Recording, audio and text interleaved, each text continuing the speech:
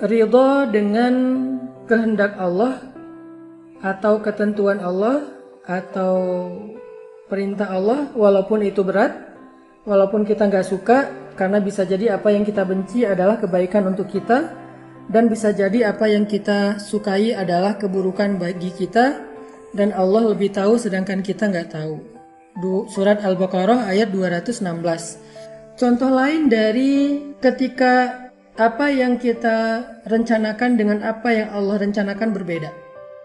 Apa yang kita pengenin dengan apa yang Allah takdirkan berbeda. Apa yang kita inginkan dan apa yang Allah perintahkan berbeda. Atau bahkan kadang perintah Allah itu sesuatu yang berat buat kita, tapi kita harus ngejalaninnya. Nah, kita ambil contoh malam ini dengan tadabbur surat Al-Qasas. Teman-teman bisa buka surat 28, surat Al-Qasas ayat 7 sampai 13. A'udzu billahi minasy syaithanir rajim. Bismillahirrahmanirrahim. Wa auhayna ila ummi Musa an ardi'ihi فإذا خفت عليه فألقيه في اليم ولا تخافي ولا تحزني إنا رادوه إليك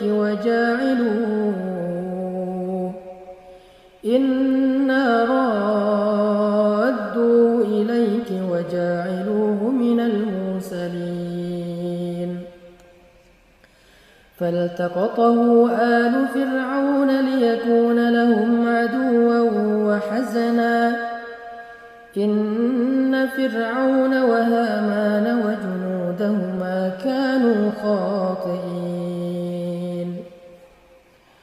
وقالت امرأة فرعون قرة عين لي ولك لا تقتلوه عسى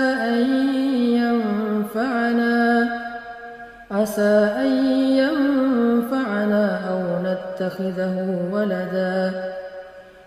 نتخذه ولدا وهم لا يشعرون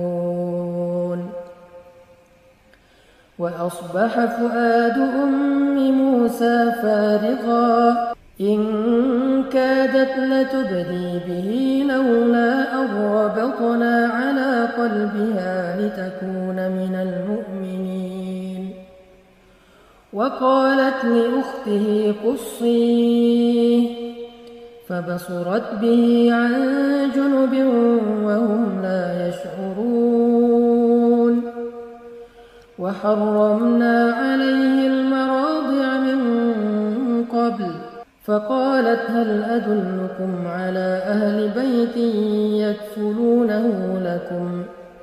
يكفلونه لكم وهم له ناصحون فرددناه إلى أمه كي تقر عينها ولا تحزن ولتعلم أن وعد الله حق ولكن أكثرهم لا يعلمون. Sadaqallahul adzim. Teman-teman yang dirahmati Allah Subhanahu wa taala, alhamdulillah kita baru saja membaca surat Al-Qasas ayat 7 sampai 13 yang menjadi salah satu contoh dari surat Al-Baqarah ayat 216. Jadi bisa dibilang ini tafsir al-ayah bil ayah. Tafsir atau tadabbur ayat dengan ayat. Di dalam surat Al-Qasas ayat 7 sampai 13 tadi, Allah Subhanahu wa taala menyampaikan kepada kita sebuah petunjuk atau beberapa petunjuk, lebih dari satu, yang dikemas dalam adegan tentang kisah kelahiran Nabi Musa alaihissalam. Kita tahu dulu Fir'aun pernah bermimpi bahwa kerajaannya akan dihancurkan oleh salah satu bayi dari Bani Israel. Ini mirip dengan apa yang dialami oleh Raja Babilonia di masa Nabi Daniel. Sehingga sejak saat itu Firaun membuat aturan untuk membunuh semua bayi-bayi Bani Israel. Yuzabbihuna abna'akum wa yastahyuna nisa'akum, kata Allah. Firaun dan tentaranya membunuh anak-anak laki-laki Bani Israel dengan cara yang sadis. Ada yang langsung digorok, dipenggal, dipatahin lehernya, dibenamkan ke dalam air, ke dalam pasir, diberikan sebagai makanan bagi hewan buas yang dipelihara oleh Firaun di kebun binatang pribadinya. Maka bayi-bayi Bani Israel itu menjadi makanan bagi hewan buas peliharaan Firaun di zoo miliknya. Kenapa Firaun membunuh bayi-bayi Bani Israel? Karena dia ingin membunuh orang yang kelak akan menghancurkan kekuasaannya. Jadi dia ingin menolak takdirnya, menolak ketentuan Allah tentang dirinya, bahwa akan ada dari bayi Bani Israel untuk menjatuhkan kekuasaannya. Jadi Firaun di sini aja udah salah. Allah udah mentakdirkan dia akan dihancurkan oleh salah satu bayi Bani Israel. Dan kelak ketika Musa datang, Musa mengajak dia untuk bertaubat, memperbaiki dirinya supaya takdirnya Allah perbaiki.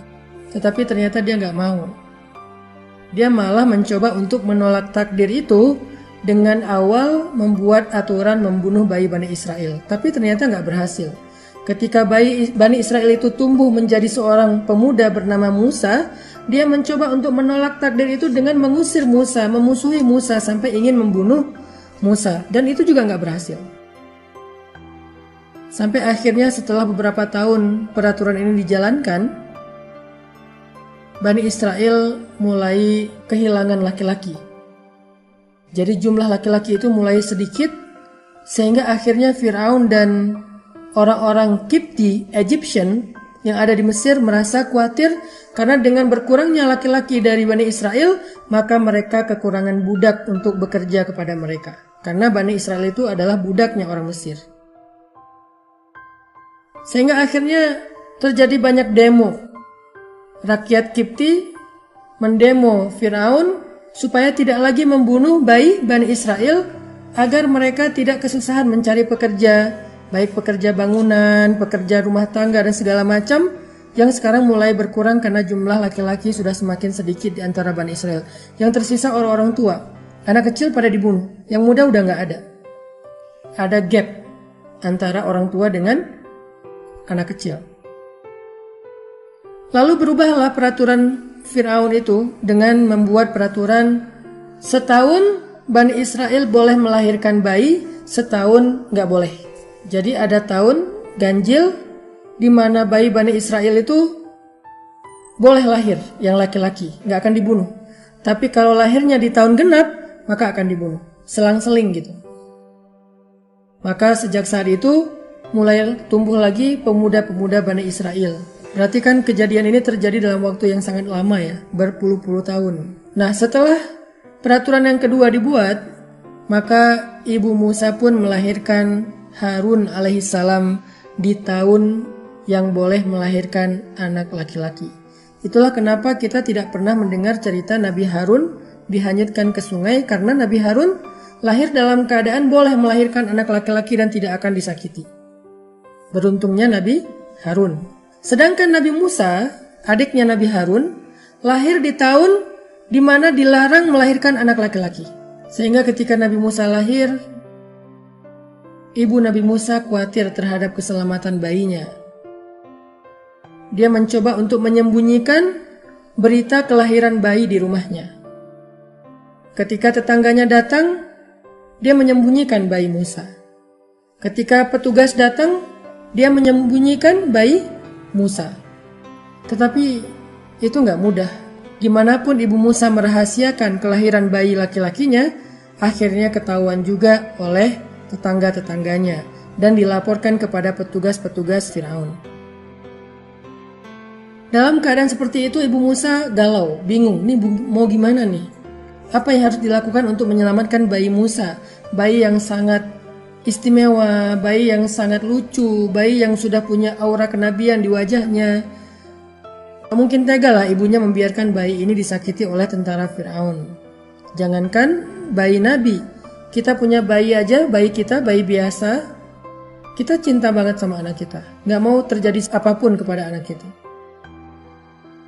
Ibu Musa bingung, ini gimana cara menyelamatkan bayi ini? Sehingga ibu Musa, ayah Musa berdoa kepada Allah dan mereka termasuk orang yang hanif. Menganut agama hanif, agama yang tidak syirik kepada Allah. Ibu Musa berdoa, ya Allah, apa yang harus saya lakukan dengan bayi saya? Ayah Musa juga berdoa, apa yang harus kami lakukan dengan bayi kami? Apakah mereka harus lari dari negeri itu? Tetapi kemana mereka harus lari? Sementara mereka hanya budak yang kalau mereka lari, mereka juga pasti akan ketangkap.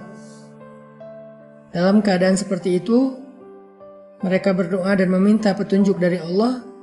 Allah beri petunjuk kepada ibu Musa melalui mimpi.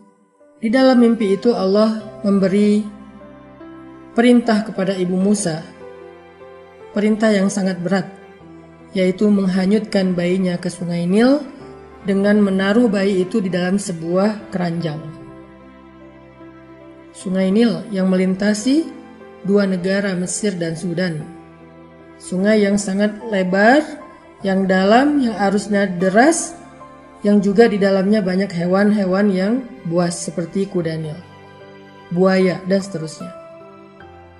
Hanyutkan bayimu ke sungai Nil. Ibu Musa dalam keadaan bingung dan gak tega. Bagaimana nanti kalau dia hanyut ke negeri yang asing, kalau dia dimakan oleh hewan buas, kalau dia masuk ke dalam selokan dan segala macam. Ibu Musa gak tega, gak kuat hatinya. Sehingga malam berikutnya mimpi lagi dan Allah perintahkan, hanyutkan bayimu ke sungai Nil. Kata Allah, la takhafi wa la tahzani. Jangan takut dan jangan khawatir. Inna radduhu ilaiki. Kami pasti akan mengembalikan bayi itu kepadamu. Ini janji Allah. Jadi gak sekaligus ibu Musa itu bisa kuat hatinya menerima perintah Allah yang berat seperti ini. Kebayang gak seperti apa rasanya ibu Musa kalau harus menghanyutkan bayinya ke sungai Nil. Dan ibu Musa itu bukan nabi, tapi ibunya para nabi. Karena beliau sangat soleha, sangat istimewa, sehingga dari rahim beliau yang berkah itu lahir dua nabi sekaligus. Saya nggak tahu kalau ada ibu yang punya anak dua-duanya nabi itu, saya nggak tahu. Kayaknya nggak ada deh selain ibu Musa. Kalau ayah yang punya anak dua nabi, ada Ibrahim, tapi dari ibu yang berbeda. Tapi kalau ibu dari rahimnya lahir dua nabi, itu cuman ibu Musa yang saya tahu. Saking istimewanya perempuan solehah ini. Makanya dalam mimpi berikutnya Allah menguatkan hati ibu Musa dengan mengatakan, la takhafi wa la tahzani. Jangan takut wahai ibu Musa. Jangan khawatir wahai ibu Musa. Inna radduhu ilaiki. Kami akan mengembalikan Musa kepadamu. Kami janji. Baru setelah dapat mimpi yang berikutnya ini, ibu Musa belajar menguatkan hatinya walaupun tetap aja gak tega. Akhirnya setelah ibu Musa curhat dengan suaminya, dengan seorang laki-laki soleh yang mereka percaya, akhirnya mereka memutuskan untuk menyembunyikan bayinya dengan cara dihanyutkan ke sungai Nil. Dibuatkan keranjang yang bisa mengapung, kemudian di atasnya ditaruh kain, Musa ditaruh di dalam keranjang, ditutup supaya tidak kena hujan atau panas tetapi tetap bisa masuk udara.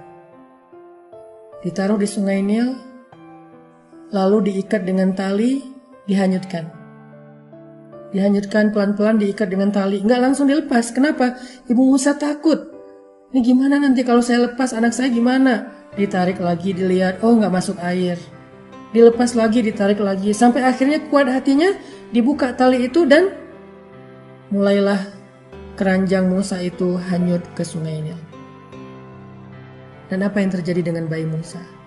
Seperti yang kita tahu, tiba-tiba bayi itu masuk, keranjang itu masuk ke dalam sebuah selokan, yang selokan itu membawa bayi Musa sampai ke tempat pemandian istana Fir'aun. Allah punya rencana yang terbaik, dan rencana Allah selalu misterius, selalu penuh dengan kejutan. Pas ditemukan oleh istri Firaun, dia langsung jatuh hati. Siapa yang membuat dia jatuh hati kepada bayi ini? Allah. Allah menjaga hambanya dengan cara menjadikan orang-orang yang baik hatinya mencintai hamba ini. Allah menjaga hambanya dengan menjadikan manusia jatuh cinta dan ingin membela hamba yang Allah muliakan ini. Jadi kalau kita menjadi hamba yang Allah pelihara, Allah jaga, maka kita nggak akan sendiri. Allah akan datangkan kepada kita orang-orang yang mencintai kita karena Allah dan akan menjadi sahabat kita, pasangan kita, keluarga kita, pembela kita. Bahkan bisa jadi Allah datangkan mereka dari musuh kita sendiri, seperti Musa. Karena Allah mencintai hambanya Musa dan ingin menyelamatkan hambanya, maka Allah Subhanahu wa Ta'ala mendatangkan orang yang bisa menjaga Musa dari musuhnya sendiri. Allah punya rencana. Sehingga ketika sampai di dalam pangkuan istri Fir'aun, langsung dipeluk, jatuh hati kepada bayi ini. Saat Fir'aun datang menemukan ada bayi di rumahnya, Fir'aun tahu kalau itu bayi Bani Israel yang hanyut karena ingin disembunyikan dari tentara Fir'aun. Fir'aun bukan orang bodoh. Dia itu keturunan raja-raja Mesir, orang yang cerdas, pendidikannya tinggi, orang yang logika dan nalarnya tajam, tahu banget kalau itu adalah bayi Bani Israel yang sengaja dihanyutkan. Sehingga Firaun langsung ngambil pisau, pengen menggorok bayi yang ada di dalam pangkuan istrinya. Tetapi Allah Subhanahu wa Ta'ala menjadikan rasa tidak tega yang begitu besar di hati istrinya Firaun. Sehingga istrinya yang membela bayi ini. Jangan sakiti dia.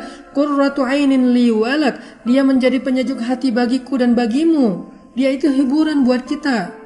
Firaun mengatakan, dia hiburan bagimu, bukan bagiku. Bersenang-senanglah dengan dia sampai kamu bosan. Kalau kamu udah bosan, berikan kepadaku, aku akan bunuh bayi ini. Setidaknya Musa punya waktu untuk bertahan di dalam istana Firaun. Akhirnya istri Firaun merasa senang karena Firaun dengan berat hati membolehkan bayi itu tinggal bersama mereka. Dan dia merasa sudah punya bayi sendiri. Setelah sekian tahun dia berharap punya bayi. Tiba-tiba bayi Musa itu menangis karena lapar dan haus. Istri Firaun tidak bisa memberi susu karena dia tidak punya bayi. Akhirnya keluarga Firaun membuat sayembara, membuat audisi. Siapa yang bisa menyusui bayi istana, gak disebutkan kalau itu bayi hanyut. Siapa yang bisa menyusui bayi istana akan diberikan hadiah yang sangat besar. Semua orang berlomba-lomba untuk bisa ikut sayembara itu menyusui bayi istana dan mendapatkan hadiah yang besar.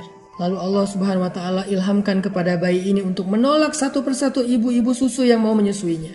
Kemudian kakaknya Musa pun datang ke istana dan memberi tawaran. Kakak Musa bicara dengan pengawal istana. Maukah kalian aku tunjukkan seorang ibu dan keluarga yang bisa menyusui bayi ini dan akan menjaga, memperlakukan bayi ini dengan baik? Kata pengawal istana, ya sudah, bawa ibu itu ke sini. Akhirnya kakaknya Musa lari pulang ke rumah ngasih tahu kepada ibunya yang sedang sedih dan merasa kehilangan, yang gak tahu gimana keadaan anaknya. Kata kakaknya Musa, ibu ya ummah. Adik sekarang ada di istana Firaun. Makin berat rasanya di hati ibu Musa. Ya ummah, jangan khawatir, adik sekarang butuh susu.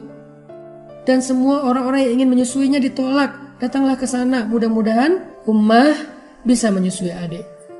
Akhirnya ibunya bergegas lari ke istana bareng dengan kakaknya Musa.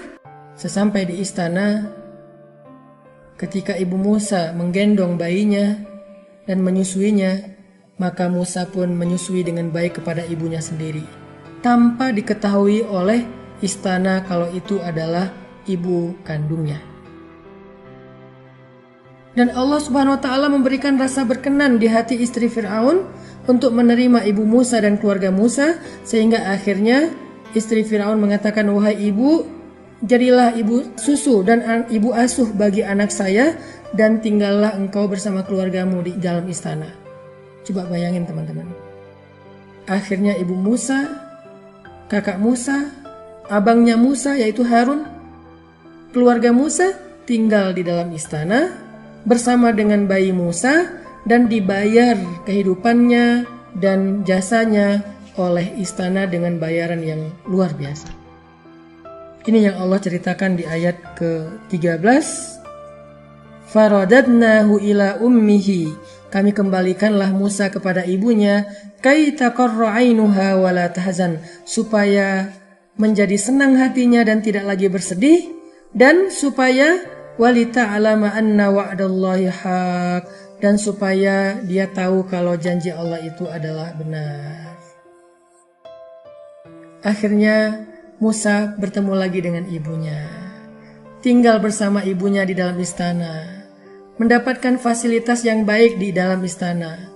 Kebayang nggak teman-teman kalau seandainya dulu atau kemarin ibu Musa nggak mau mengikuti perintah Allah yang berat menghanyutkan bayinya ke sungai Nil? Kira-kira apa yang terjadi? Kalau ibu Musa memilih pakai logikanya, yaitu dengan membawa lari bayinya keluar dari negeri Mesir, apa yang akan terjadi kira-kira?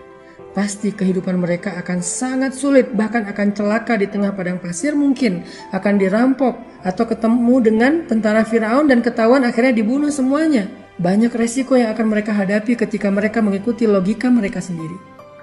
Itulah kehidupan. Itulah cerita skenario ketika kita berhijrah, bertaubat, menjalankan perintah Allah Subhanahu wa Ta'ala. Semua kita akan mengalami itu, teman-teman. Awal kita memutuskan untuk berhijab, sampai Allah datangkan kebaikan-kebaikan dalam hidup kita setelahnya, prosesnya mungkin kita akan mengalami beberapa guncangan. Kita akan mengalami rasa yang tidak nyaman. Awal kita memutuskan untuk pisah, putus dengan pacar kita, kecuali kalau mau menikah secara halal. Mungkin kita akan mengalami masa-masa yang sangat berat di awal. Awal kita memutuskan untuk meninggalkan pekerjaan yang syubhat atau haram. Pasti nggak mudah. Setiap kali kita menjalankan perintah Allah, di awalnya kita akan mengalami apa yang seperti dialami oleh Ibu Musa. Berat, kaget, takut, syok. Ya itulah yang kita alami ketika awal-awal kita menjalankan perintah Allah. Pasti berat. Tapi la tahzan. Seperti kata Allah kepada Ibu Musa, la takhaf wa la tahzan. Jangan khawatir, jangan sedih. Pasti kami akan berikan kebaikan setelah ini. Pasti Allah yang berjanji, teman-teman. Belajar, yakin Allah itu menepati janji. Sehingga ketika kita memutuskan untuk mengambil sebuah sikap sesuai dengan perintah Allah dalam hidup, apakah itu urusan perasaan, urusan pasangan, urusan jodoh, urusan kerjaan, urusan rezeki, urusan pertemanan, urusan karir, ketika kita mengambil sebuah pilihan, kita memilih pilihan Allah, kata Allah, la takhaf wa la tahzan. Jangan takut, jangan khawatir. Kami akan berikan kebaikan dan kami pasti menepati janji.